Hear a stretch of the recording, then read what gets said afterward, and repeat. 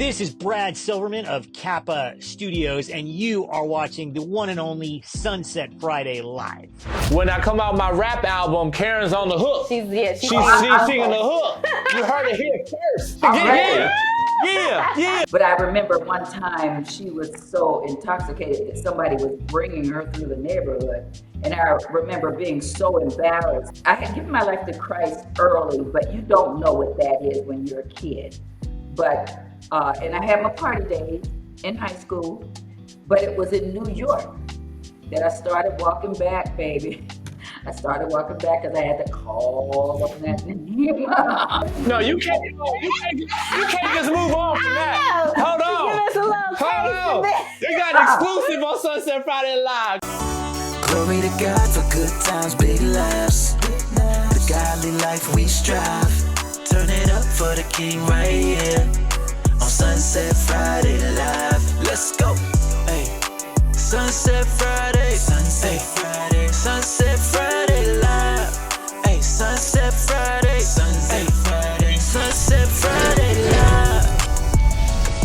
What's good, y'all? Welcome to Sonset Friday Live. This is Anthony and Adanna, and this is your home for Christian life and entertainment. Yeah, How you doing? I'm good. How you doing? Man, I'm blessed because we have a dope person that we're interviewing today. I just love this person, actually. And our kids love her too. Let me tell you a little bit about our guest because we're going to jump right into it. Hold on, let me cough. All right, listen, you guys. If you don't know, now you know. We have Mrs. Karen Abercrombie with us today. She is an award-winning actress, singer, songwriter, master oral storyteller, writer, and producer. She's also an activist and an avid environmentalist. Born and raised in Aliquippa. Is that how you pronounce it? Aliquippa? I don't know. Let me see. We'll ask her. Pennsylvania, we'll ask her when she's on. Karen is a graduate of the American Academy of Dramatic Arts in New York City. Karen has a long list of credits to her name. I'll let you go to IMDb and check them all out.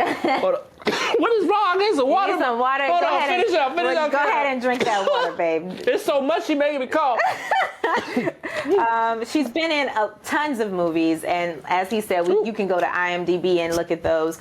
But she's an amazing person. She formed her production company, Earth Mother Entertainment, and it is a multifaceted media company that produces projects for the stage, television, and the big screen.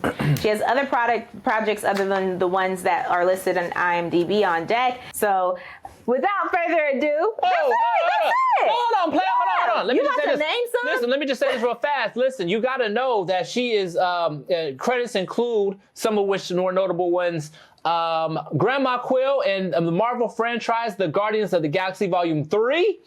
She's also plays Eleanor Bench, Judge. Hold on, we got to get it right.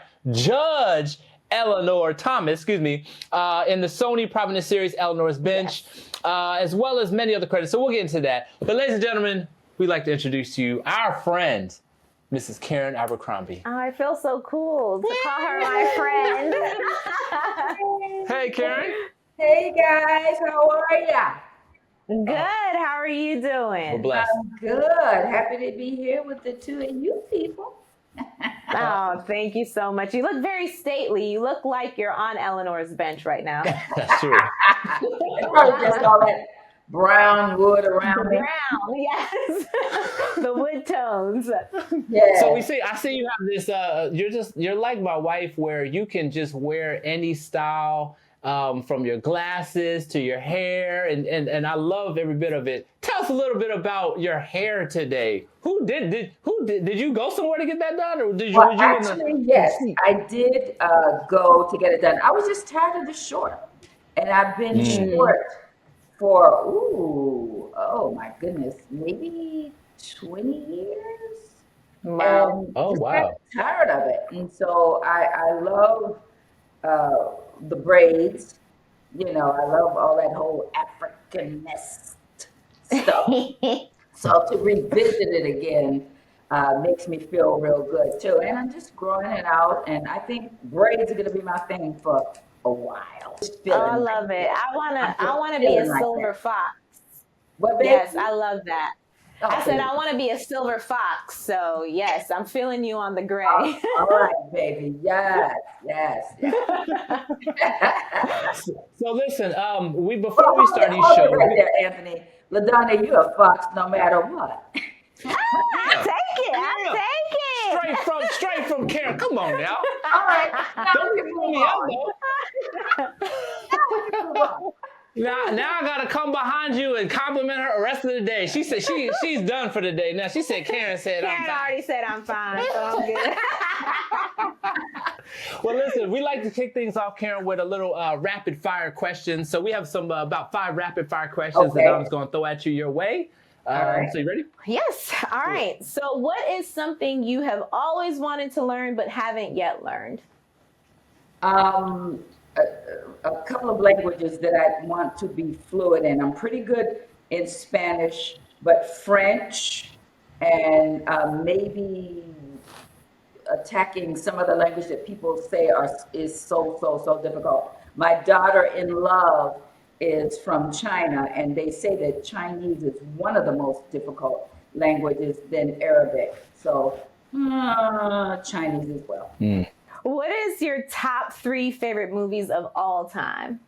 Oh my gosh, that is. And it doesn't have to be Christian. Oh no, it's really hard for many reasons. Not because I played in the piece, but War Room, just because it ignited the fire for prayer again. You know, and it allowed me to step into a much older character and put on the shoes and the wigs and really go there. So it was a delicious, tasty opportunity for me as an actress. The Color Purple. And number 3. The old or the new? Oh, the original. Okay. She said, you said that with such seriousness. Yeah.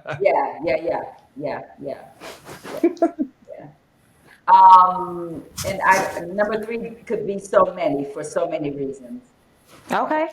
What is one fact about yourself that the general public does not know? Ooh. Oh my goodness. Oh, I don't know. My mind went deep.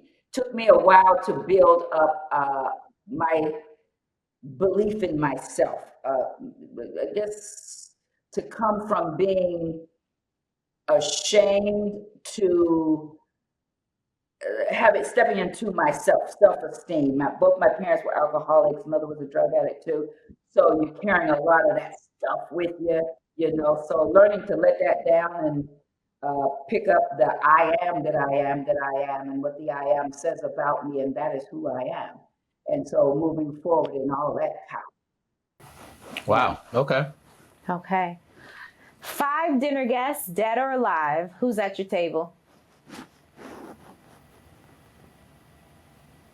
Mother Teresa, Jesus, Nelson Mandela, Martin Luther King,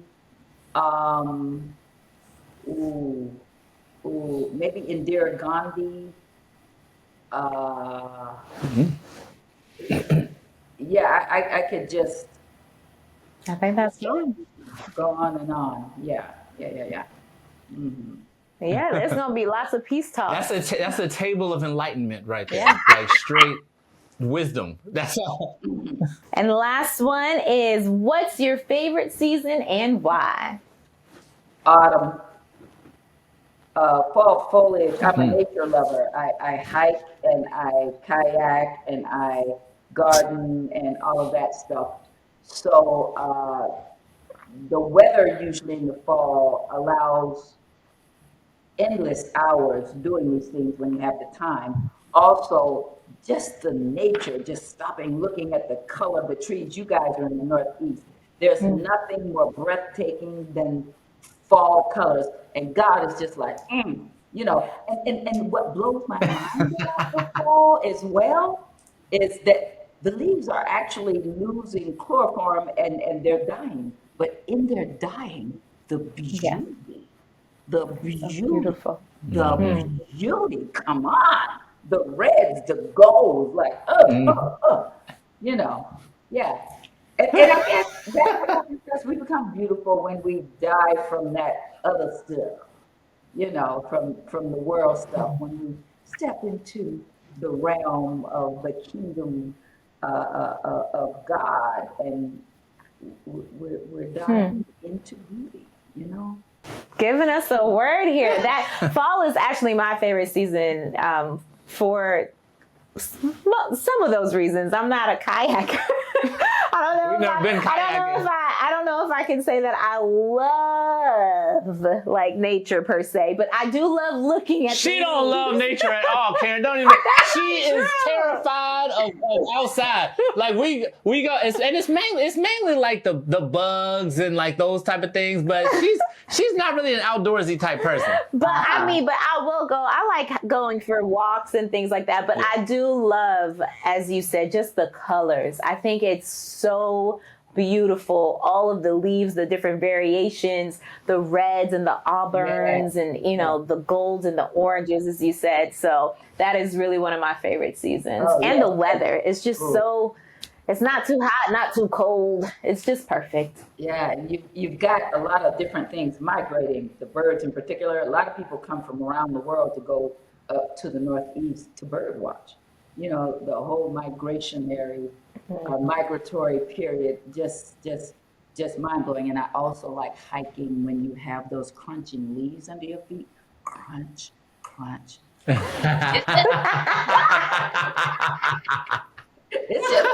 my goodness.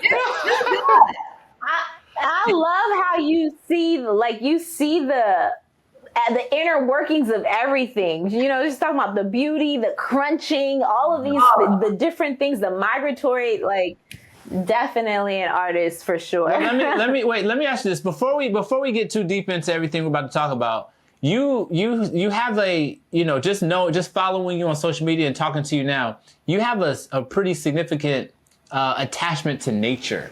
Yes, I do. You know, where did that come from? Where did that come from, and why is it? I did in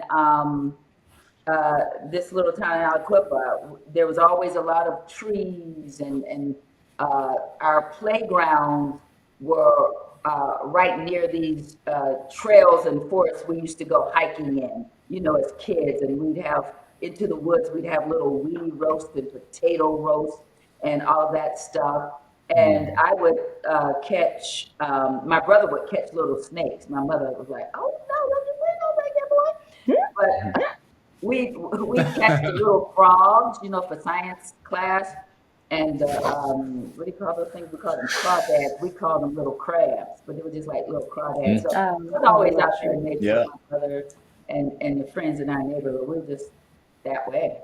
In your home, how many did you have siblings? And so how many? Yes, 2 brothers, 2 sisters. I'm second. My brother Keith was first, then me, then my sister Kim, then Keenan, then Kelly, our baby sister. Got you. So growing up in your home, you did mention that both of your parents were, struggled with alcoholism. My father as a child worked in the mill, and he came down with multiple sclerosis. And then after that, he couldn't work anymore. There was a time I'll never forget. He had burnt himself because he'd be where they be pouring the liquid iron, and he didn't even realize he had been burnt. And that is how they discovered, oh boy, something's going on. So they sent him to specialists, and he was just completely numb on that side, and it progressed. But he was still able to get around quite a bit better than a lot of people he was in studies with, as he got older. But yeah, it was after that, he just started drinking heavier. And then mom was an alcoholic, and she also dabbled in drugs. Hard work. Yeah. Got you.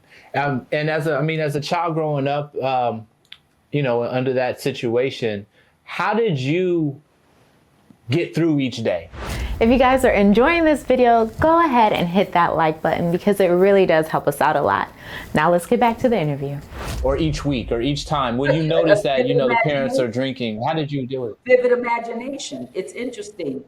You find or create these places that you can go or as a child, you don't realize, But I remember one time she was so intoxicated that somebody was bringing her through the neighborhood. And I remember being so embarrassed there, you know, because she had driven her car out, but of course she couldn't drive back.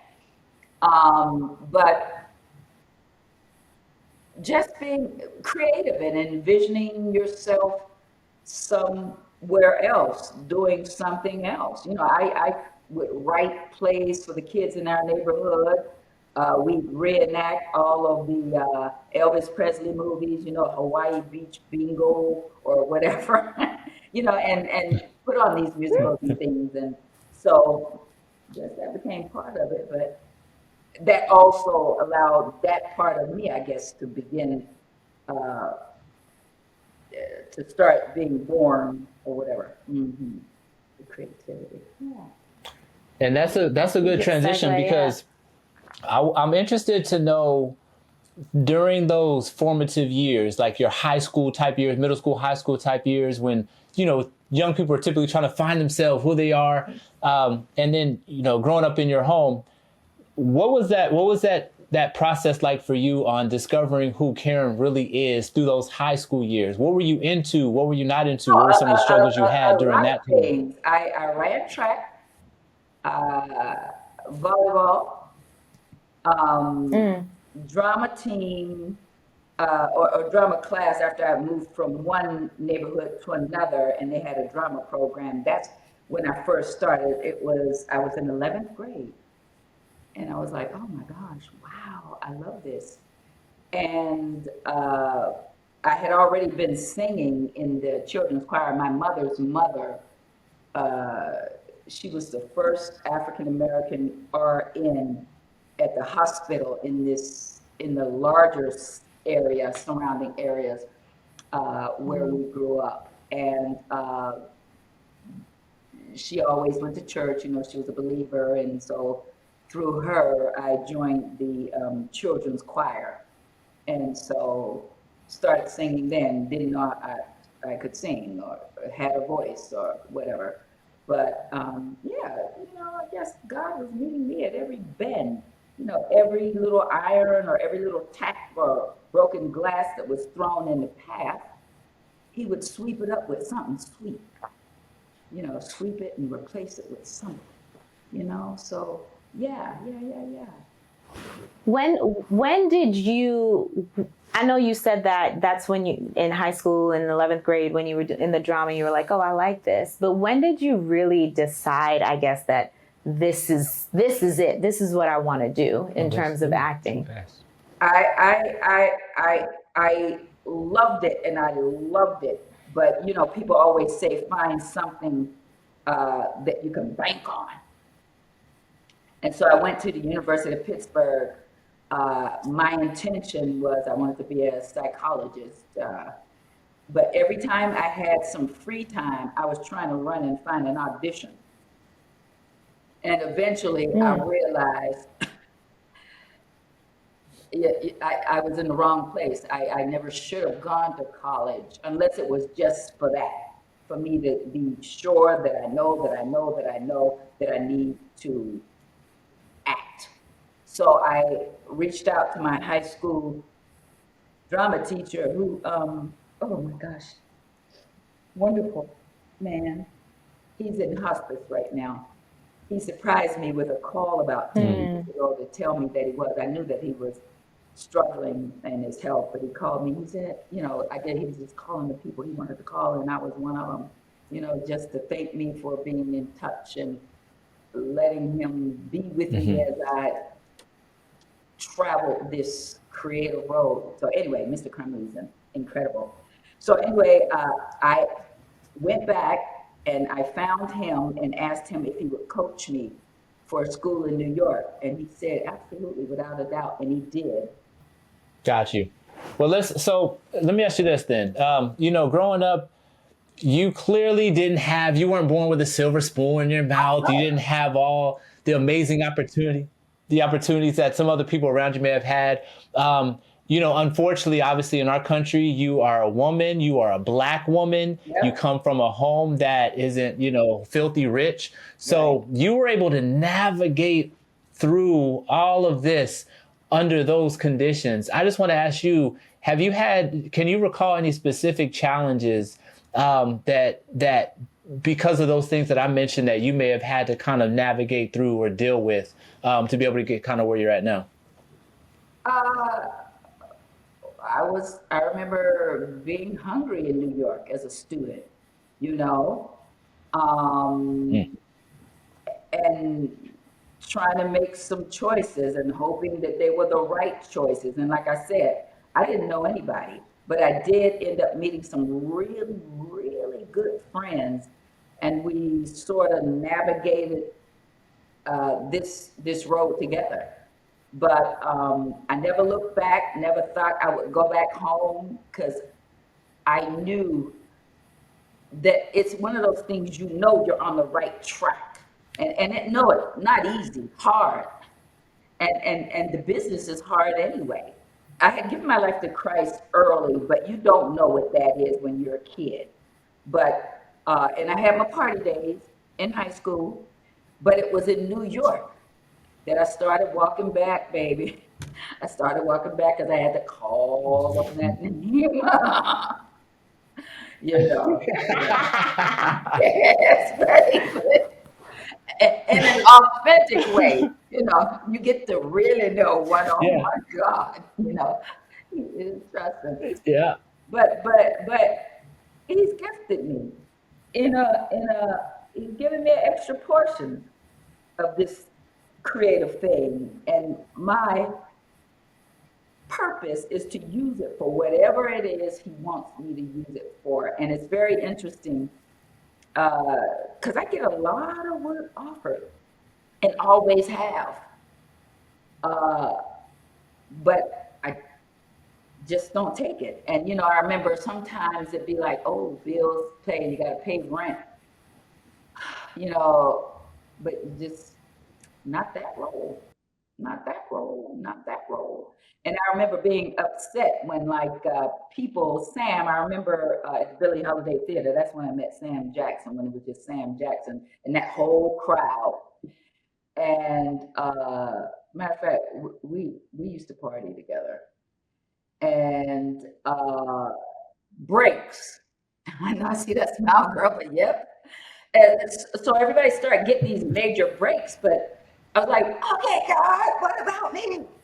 You know, and then I would see why, or I would get my answer, and still building up that faith, that fortitude, that faith, and continuing to work on my craft wherever I could, preferably theater. I love live theater because you are driving that car and it's so live, and if you make a mistake, the audience should never know. And the electricity, the audience is right there with you. You know, it's just like, this is so good.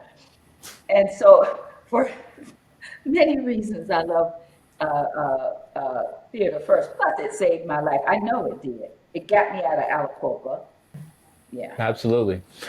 So moving into, first of all, you did say, so you read that you sing, right? Or you sing. Now, I want to touch on that because I didn't know you had that gift like that. What is it? Is that like a legit, like you about to do a record or something? Like you about to do an album? Like, are we expecting something coming soon? Or you just have to do it for fun? Like a church singer? What type of singer are you? I've toyed around. It's so interesting. There was this girl when I grew up. She was a wonderful singer. We were in junior high together, and we were going to do a concert. She had an amazing voice. I remember she was going to sing the Stylistics song. I forget which one it was, but it was the Stylistics. And I was going to sing Alfie. What's it all about? Alfie, is it just for the moment we leave? But baby, my mother had a hangover. No, you can't just move on from that. Hold on. Give us a little Hold on. They got an exclusive on Sonset Friday Live. Karen hit us with a bar or two. Go ahead. But baby, my mother had a hangover and she wouldn't let me go. That crushed me because I had to babysit. And it did something to me. And so I just sort of pulled back from that. Plus, I had always wished that I could take voice lessons, but we never had the money. But then he messed around and gave me the gift of no problem. I got you, daughter. And I write as well. In this piece I'm putting together, a one-woman piece that I'm going to be taking into New York. It's about this homeless woman who had a couple ups and downs. She was a singer-songwriter, and one tragedy too many. She just had a spin out, so now she's living on the streets of New York, but she's still writing music and still singing. She's got her own world, but yeah. I mean, and we saw you touch on it. We saw you touch on it in what is that film? Not Eleanor's Bench. The one where you're finding a man with your grandson. Heaven Sent. Yeah, we saw you kind of touch on some of your singing skills because when they went back to the old tape and you were singing. So I knew our daughters love that scene, so they always sugaring it up. So. But was that when that? Well, actually, you jumping the gun. Hold on, I want to get to the film. I don't want to get to the film yet. I was about to get there. I'm working on I'm about to do a Christian rap album, so I need some background vocals. Are you in? I am in. I'm putting my shoes on. I gotta you go. heard it here first, Karen and. Listen, Karen. Yes. Look, you are an awesome actress. I mean, I've obviously had the opportunity to work with you on a film, which we'll talk about. I've seen you in numerous films, but your ability to take on a role is amazing. Well, I want to get to that, but before I do, there's a piece to that a lot of our up and coming actors forget about, and that's the art of auditioning. I just want to ask you your thoughts and your opinion on specifically. I want to ask you two questions. One, is there a audition fail that you can recall? Something, a moment or opportunity that you had in the past where, you know what, this didn't go quite as planned, and you may have learned something from that particular lesson. Has that ever happened to you, or you pretty been on it? Honestly, it's a way he equipped me. I'm on it. Either you want me or you don't, but I'm on it. Or I give you something to think about, because I may come in and I'm totally different than what you had in mind, but you think about it when I leave. But there is one time when I was living in New York, and it was a dry spell. I was a student just out of school, and I'm like looking for auditions, and it was like really dry. And then a girlfriend of mine told me that there was a replacement needed for our show.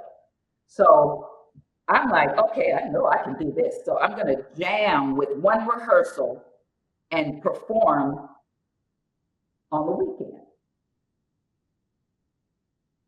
No, I went brain dead. I couldn't remember anything, And so I'm like, and I was sweating profusely. It was just ridiculous.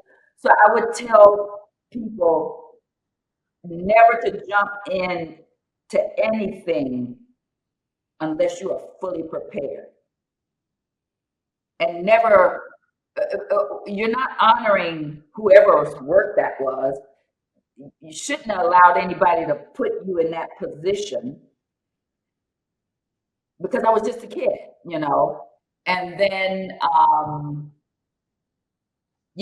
just work when you're ready, and always stay ready. Always. I'll still sit in on a class, but I'll sit in on a class with, I don't know, Maggie Smith, somebody said Merle Street's coming in class. Yeah, sure. Because they still take classes too. Just brush up, So I would still sit in on a class happily, but I would say, don't do it until you're ready. Go in, prepare, and don't let your whatever it is, have you jump into something you should not even be jumping into.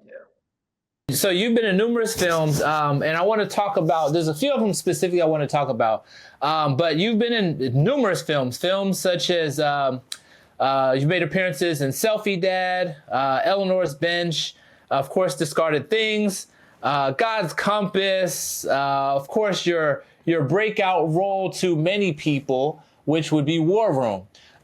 So let me ask you about that. Your War Room audition is like I don't know how to call it, an epic legacy story that has been told by Alex Kendrick himself.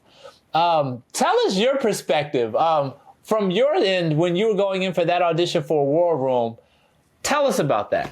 Today's episode is brought to you by The Perfect Christmas. This film follows the perfect family over the Christmas season as they go through hilarious adventures during those 48 hours of Christmas Eve and Christmas. You do not want to miss it, and you don't have to because it is now available on Amazon Prime and Starz. So immediately following the trailer, we'll get back to the interview. I don't know about you, but I think you like balsa. So look at my back and watch this salsa! On Christmas Eve, there's no such thing as Santa. Yes, there is. No, there's not. The Santa Talk. Really, Michael? What? I want this little girl thinking some old chubby fat white man sliding down our chimney at night. Loving in-laws. Dad! Hey, Dad. Christmas romance. If you were a Transformer, you'd be Optimus Prime. How old is that boy? Oh, he's 20. Well, my birthday's until tomorrow, so technically, I'm still 19. Oh my goodness. A little dancing. Oh, get it, Mimi. Yes, girl. I don't like it. I don't like none of it, okay? Too much hips. I don't like it. It's a traditional piece. What's wrong with it? You got the girl looking like a side piece right now. What's a side piece? Memorable moments. Santa is as real as your grandmother hair. Excuse me. My hair is very real. Really, but. Girl, let's go. Boys, behave.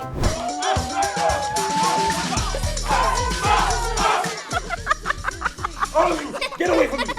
You demon! Demon! And of course, some drama. So this how you raise your child? To go steal from someone? Mommy's outside about to get into a fight with some man in the car. Oh, snap! Daddy, you coming too? It's about to go down. Makes this Christmas. The reason for the season is Jesus. And what if it isn't about forcing him back into Christmas, but appreciating that he's always been there? The perfect Christmas.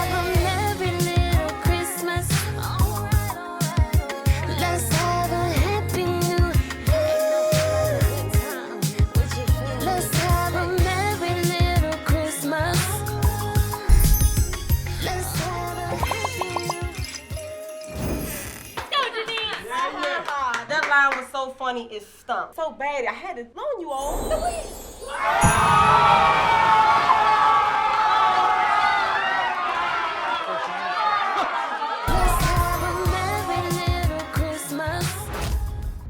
Gary Wheeler from said that the Kendrick Brothers were going to be holding an audition. He said, send a picture and resume. So he gave me the information, sent a picture and resume. A couple of weeks went by, I hadn't heard anything from him. And he said, have you heard anything from the Kendrick Brothers? I said, no. He said, well, that's okay. That's absolutely fine. He said, because they're going to be holding auditions next week, right here in our church. I said, oh, okay. And he said, you know what? I know you're the one they're looking for. He said, I've seen what you've done the 8 years you've been here, and I know you're the one they're looking for. He says, I'm going to email you some dialogue, look over it, come down this day. And so I went into my office, pressed the button, it was still dial up, you know, all that crazy, and you're waiting. Right? And then the screen opens up and I hit the email and I could hear, as I read, Miss Clara's voice speaking back to me. She was reading to me. and I just can't even begin to tell you how I felt as I read the lines. And you both know, and certainly you, my love, because you're an actor as well, it takes a little bit of this, a little bit of that to make a three-dimensional, believable character. So that's what we usually go for. But no, she was speaking to me. As soon as I read her lines, she just jumped all up in my spirit. So on the day of the audition, I went into my closet. I got a wig and some clothes that I thought would be appropriate for this 80-year-old woman. And I went down and I auditioned in character. And after the audition, the room was silent. And then Alex asked me to give my testimony, and I gave all my testimony. I gave the good, I gave the bad. I gave the bad. But I always say it's the truth that sets you free. Get all that other stuff out your way so you can move on, and the Lord can feel you as you get ready. So yeah. So, but the beauty of it is what I learned about the brothers, Alex and Stephen. They were 2 weeks from the cameras rolling. I mean, Priscilla had been in place for some time. She would play Elizabeth, and TC, with his fine self, had been in place. He would play Tony, but they were still praying. And they said that they had interviewed and auditioned well-known actresses and people, gospel singers, but God kept telling them no. Because you know why? It was time for him to answer the prayer I had put up to him 13 years prior when I was at that Woman of Faith conference. And my daddy answered that.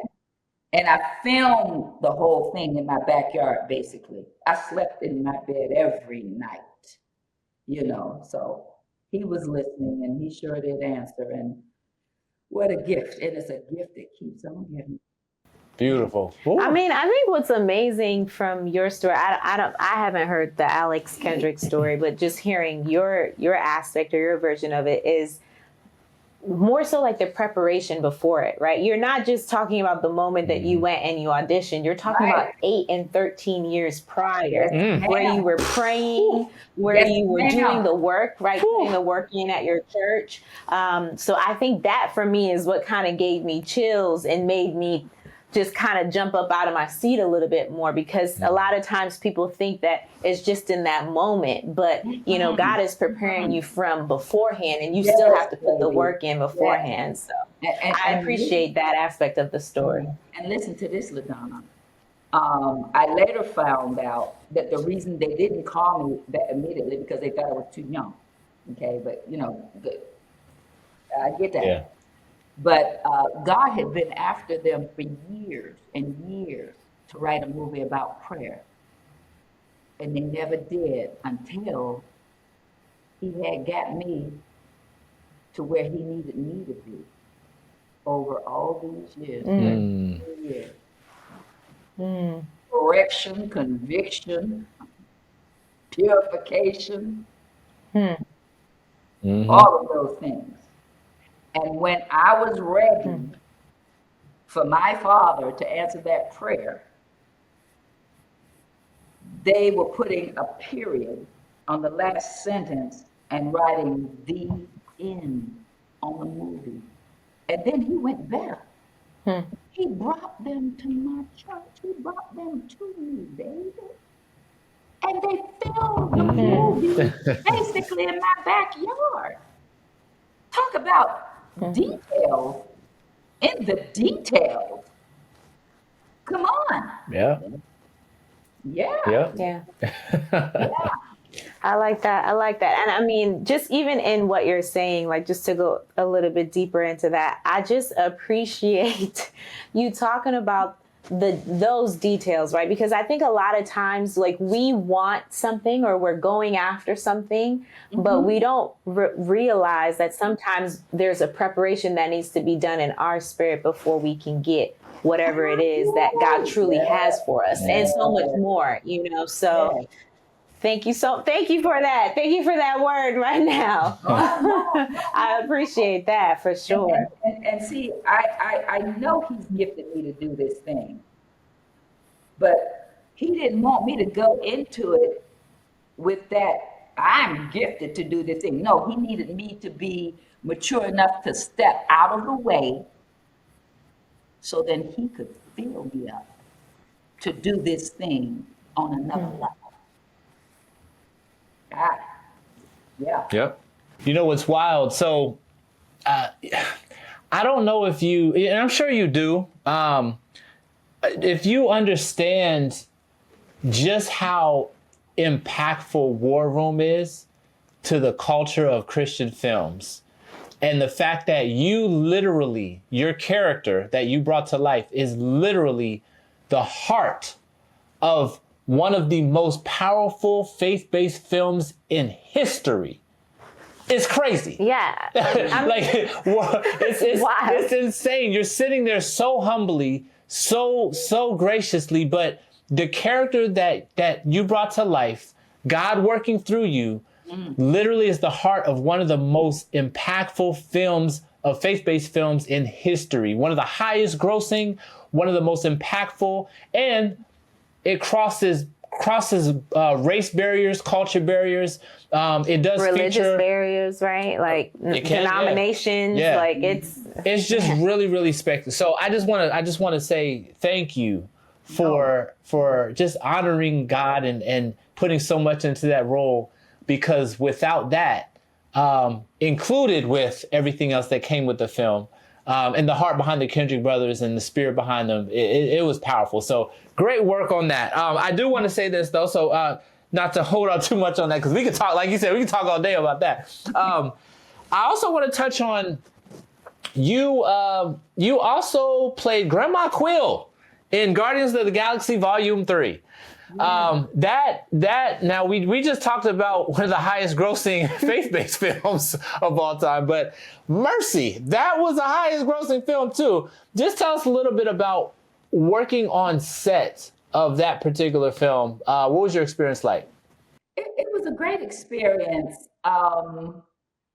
There were some interesting surprises. I mean, there's a lot of language thrown around, but the opportunity that God had afforded me to be a part of that, I'm still I don't have the words in that, what?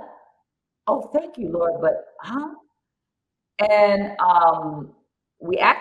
they cut it down quite a bit, but I had the experience when I opened the door, all of them came in and we interacted, all of the characters. And it was pretty cool. It was pretty cool. But I also got to hear conversation, so you get a lot of background and where people are coming from. It's just all very interesting, but just grateful and lessons learned. And I will probably be going back for some more of their stuff. Is looking like, All right now. All right, get the exclusive. So before we kind of get to, so we're actually, there's a segment in our show that we call The Appeal. And before we get to that, I'll tell you what that is in a second. I do want to touch on just a couple more things. There's two films, and I'm saying these both at the same time because they seem like they both have a special attachment to you in some way, shape, or form. And I just wanted to get your opinion on them. Discarded Things and Heaven Sent. Yes. Both films. Tell us a little bit about kind of these two films and how they may hold a more significant value to you than maybe some other films you have. Discarded Things. My family, I mentioned earlier, I had a Ford Windstar minivan. I've only got one son, but I needed a minivan to carry the kids that we fostered. We were foster parents for many years. And so I know from firsthand experience that a lot of people don't want to handle the older kids. And, you know, when we were fostering, we get a doozy or two in the house, but so many times authentic love and a lot of prayer and patience, it opens these kids up so you can penetrate and just reach them. And so I just wanted to make some statements in that movie about kids come from all backgrounds. And they come from some very rough places without a village like I had when I grew up. They didn't have a Miss Daisy and Miss Peggy and Miss Emily and Mr. John and Mr. Coop, you know. And so they're basically out on their own, hurt and frustrated and lost as all get out. But I just wanted to show in that story. Matter of fact, that was the first movie that I produced because I had an interesting problem, if you want to call it a problem. After I played Miss Clara, people only wanted me to play their version of Miss Clara. So I had to do something. And I didn't even write before that. But I'm like, okay, God, what am I going to do? I'm a classically trained actress. I can't just be old women for the rest of my life. And then the story started stirring. And just some memories, you know, some kids that had come through our doors and other stories that I had been told about some other older children. And I just hope people would walk away with a message of hope for our children, but that maybe their hearts would open up a little bit and they'd be willing to consider becoming a big brother or big sister or fostering an older child and assisting as these kids start to age out of the system, because otherwise they're out on the street. And what do? They run into Ray the drug dealer, and it makes it easy to make a couple dollars or whatever else. You know, the other options out there. Yeah. With Heaven Sent, when I saw Heaven Sent, I felt like that film, I saw the most genuine you. Yeah. Like, that's what it felt like when I watched it. Like, I was like, this right here is just straight up Karen. Like, she doesn't seem to be in a role. She seems to be just this is her. So tell us a little bit about that film and how off am I? It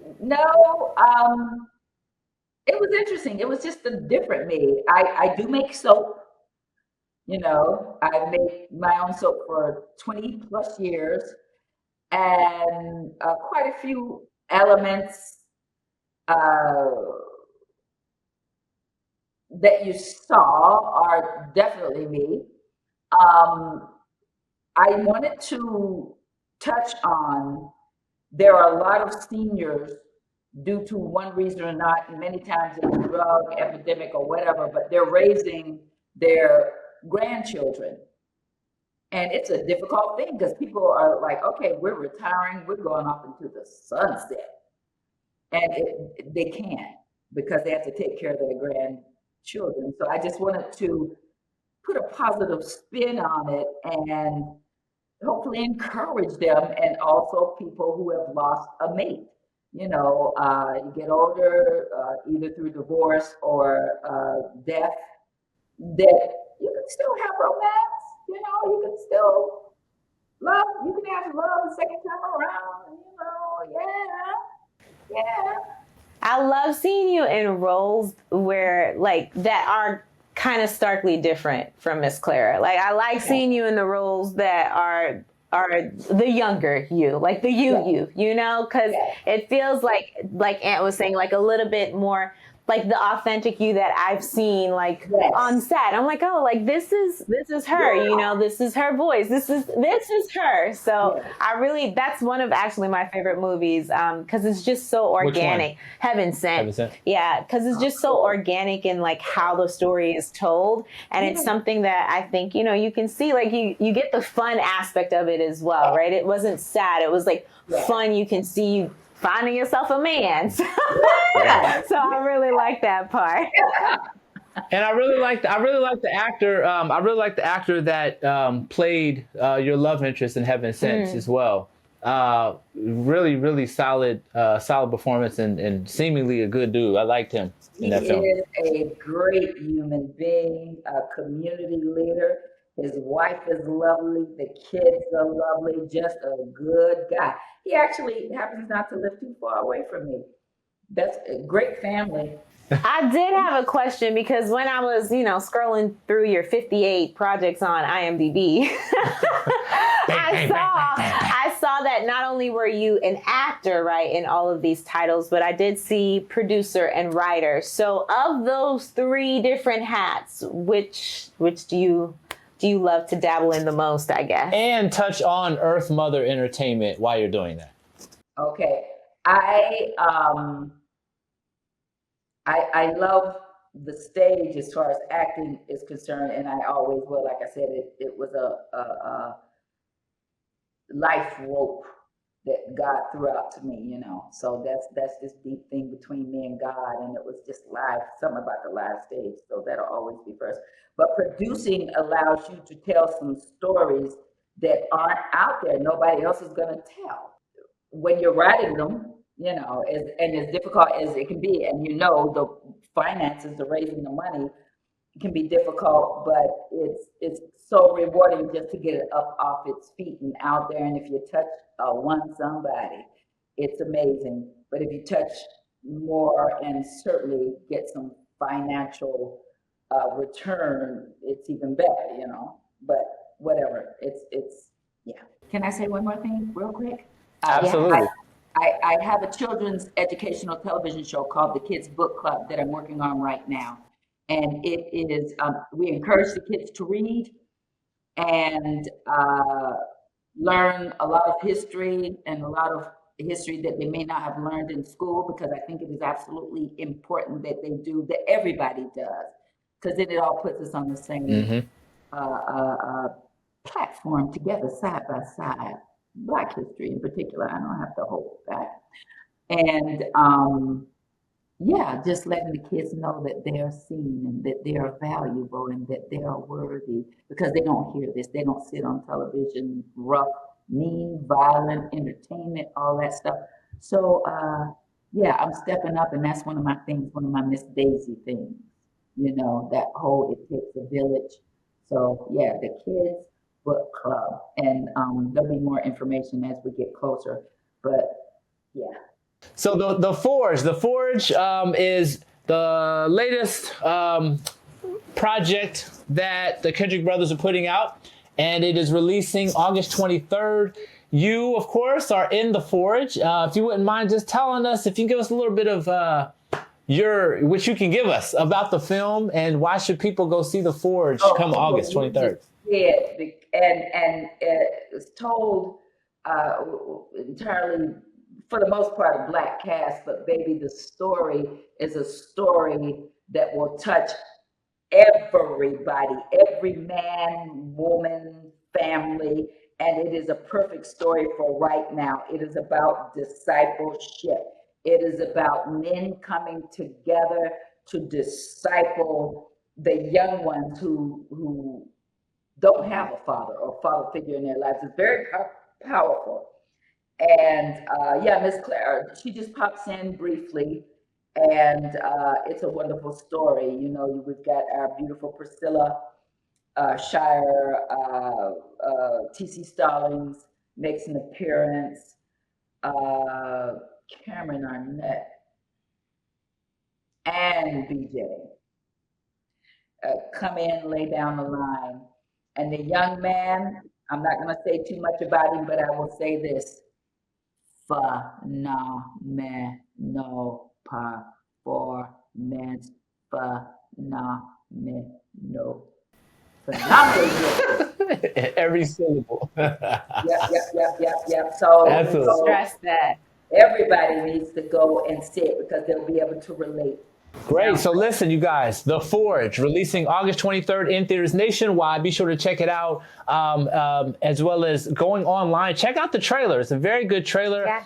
Karen, I was talking to, we were talking to Cameron and BJ, and we were talking about the main actor, Aspen Kennedy.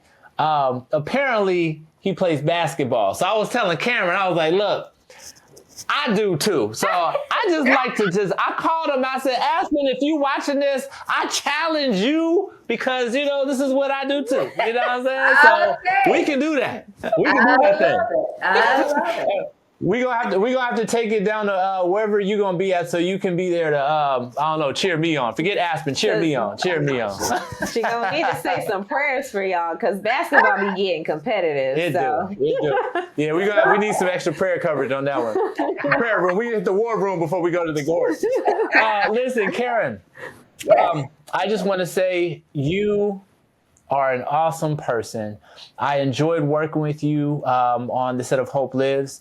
I enjoyed just the warmth that you brought to the set. I enjoy listening to you every interview that I hear. When I'm talking to you, the fact that you have so much wisdom, but yet you come so graciously with everything. Your talent, your spirit of God, and everything that you bring to this world. I want to give you your flowers right now to let you know that nothing is in vain, and the legacy you're leaving right now is affecting many people. So thank you for what you do. Ladies and gentlemen, you can go to KarenAbercrombie.com to hear more, read more about her, contact her via that platform. But before we get out of here, Karen, we have a little thing called The Appeal that we do every single show. The Appeal is actually done by you, but it's simple. We're just going to ask you 3 simple questions, and all you have to do is answer these questions. So Adanna will knock it out right now. Okay. Share a scripture, verse, or Bible story that holds significance for you and explain why. Ephesians 2:10, we are fearfully and wonderfully made for good works. So many people live not knowing their true value, and they compare themselves to others in every way. And once everybody, even being willing to be clear on who God is, that he is who he says he is, and he can do what he says he can do, then you understand better your value. And he's gifted you for specific purposes. And so your journey really is between you and him first, and just knowing that and trusting that. It is inspiring, it's healing, it's encouraging, and it saves a lot of trouble. Yeah. Beautiful. If Jesus were standing in front of you right now, what would you say to him? Thank you. Thank you. Thank you. Says it all. And for everything that comes with having a relationship with God, why is it still worth it?